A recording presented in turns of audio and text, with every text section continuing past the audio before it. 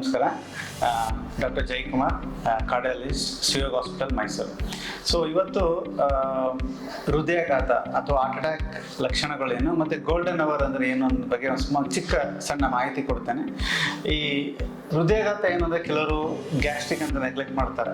So ಎದೆಯುರಿ ಬರೋದು ಅಂತಲ್ಲ, ಮೊದಲನೇ ಸಲ ಅತಿಯಾದ ತಡೆಯೋಕ್ಕಾಗದೇ ಇರೋ ಅಂತ ಎದೆನೋವೇನಾದ್ರು ಬಂದರೆ ಎಷ್ಟೊಂದು ಜನಕ್ಕೆ ಎದೆನೋವೇ ಬರಬೇಕು ಅಂತ ರೂಲ್ಸ್ ಏನಿಲ್ಲ. ಅದು ಸುಸ್ತಾದರೆ, ಸ್ವೆಟ್ಟಿಂಗ್ ಆದರೆ, ಮತ್ತು ಇನ್ನೊಂದು ಮೇನ್ ಇಂಪಾರ್ಟೆಂಟು ಗ್ಯಾಸ್ಟ್ರಿಕ್ ಮತ್ತು ಹಾರ್ಟ್ಗೆ ಸಂಬಂಧಪಟ್ಟಂಗೆ ಅಂದರೆ ಆನ್ ಎಕ್ಸರ್ಷನ್ ಅಂತ ಹೇಳ್ತೀವಿ. ಆನ್ ಎಕ್ಸರ್ಷನ್ ಇಂದ ಯಾವುದೋ ಕೆಲಸ ಕಾರ್ಯ ಮಾಡ್ಬೇಕಾದ್ರೆ, ವಾಕಿಂಗ್ ಮಾಡಿದಾಗ, ಮೆಟ್ಲತ್ತಿದಾಗ ಆಗೇನಾಗುತ್ತೆ, ಎದೆಯುರಿ ಬರುತ್ತೆ.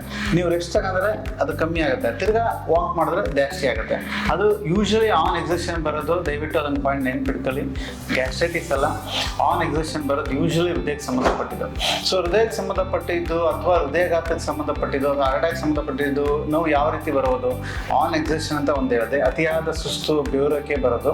ಮತ್ತು ಆ ನೋವು ಎಲ್ಲಿ ಬೇಕಾದ್ರೆ ಬರ್ಬೋದು. ಯೂಶಲಿ ಎದೆಯಲ್ಲಿ ಸಾಮಾನ್ಯವಾಗಿ ಬರೋದು ಸೆಂಟರ್ ಆಫ್ ದ ಚೆಸ್ಟ್ ಅಥವಾ ಲೆಫ್ಟ್ ಸೈಡ್ ಬಂದು ಎಡ ಭುಜಕ್ಕೆ ಅದು ರೇಡಿಯೇಷನ್ ಪೇನ್ ಅಂತ ಹೇಳ್ತೀವಿ. ಅದೇ ಥರ ನಾವು ಇಲ್ಲೇ ಬರಬೇಕು ಅಂತ ಏನಿಲ್ಲ. ಕೆಲವ್ರಿಗೆ ಬ್ಯಾಕ್ ಸೈಡ್ ಬರುತ್ತೆ, ಕೆಲವ್ರಿಗೆ ಹೊಟ್ಟೆಯ ಮೇಲ್ಭಾಗದಲ್ಲಿ ಬರುತ್ತೆ, ಕೆಲವ್ರಿಗೆ ಕತ್ತಲ್ಲಿ ಬರುತ್ತೆ, ಕೆಲವ್ರಿಗೆ ಗಂಟಲಲ್ಲಿ ಬರುತ್ತೆ.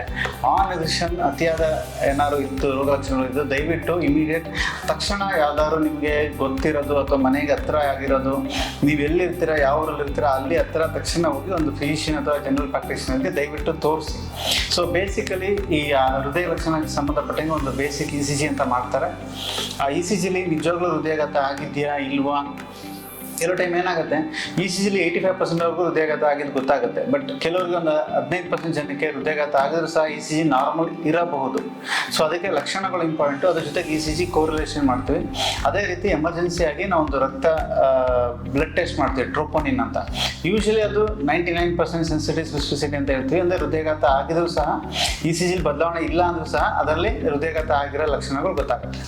ಸೊ ಯೂಶಲಿ ಅದಕ್ಕೆ ಗೋಲ್ಡನ್ ಅವರ್ ಅಂತ ಹೇಳ್ತೀವಿ. ಏನಿದು ಗೋಲ್ಡನ್ ಅವರ್ ಅಂದರೆ, ಯಾರಿಗೆ ವ್ಯಕ್ತಿಗಾಗಲಿ ಈ ಹೃದಯಾಘಾತ ಲಕ್ಷಣ ಕಾಣಿಸ್ಕೊಂಡು ಅಥವಾ ನಿಯರ್ ಬೈ ಹಾಸ್ಪಿಟಲ್ ಹೋಗಿ ಹೃದಯಾಘಾತ ಆಗಿದೆ ಅಂತ ಕನ್ಫರ್ಮ್ ಆದರೆ 60 ಮಿನಿಟ್ಸಲ್ಲಿ ಅವರು ಕ್ಯಾಥ್ ಲ್ಯಾಬ್ ಫೆಸಿಲಿಟಿ ಇರೋ ಹಾಸ್ಪಿಟಲ್ನ ತಲುಪಬೇಕು. ಕ್ಯಾಥ್ ಲ್ಯಾಬ್ ಫೆಸಿಲಿಟಿ ಹಾಸ್ಪಿಟ್ಲು ಅಂದರೆ ಎಲ್ಲಿ ನಿಮಗೆ ಆ್ಯಂಜಿಯೋಗ್ರಾಮ್, ಆ್ಯಂಜಿಯೋಪ್ಲಾಸ್ಟಿ 24/7 ಕಾರ್ಡಿಯಾಲಜಿ ಅವೈಲಬಲ್ ಇರ್ತಾರೆ ಅಂಥ ಹಾಸ್ಪಿಟಲ್ಗೆ ತಲುಪಿ. ಯಾಕಂದ್ರೆ ಅದು ತಲುಪಿದಾಗ ಏನಾಗುತ್ತೆ, ಮುಂಚೆ ಏನಾದ್ರು ಇನ್ಫಾರ್ಮ್ ಮಾಡೋಕ್ಕಾದ್ರೆ ಅದು ಟೀಮ್ ರೆಡಿ ಇರುತ್ತೆ.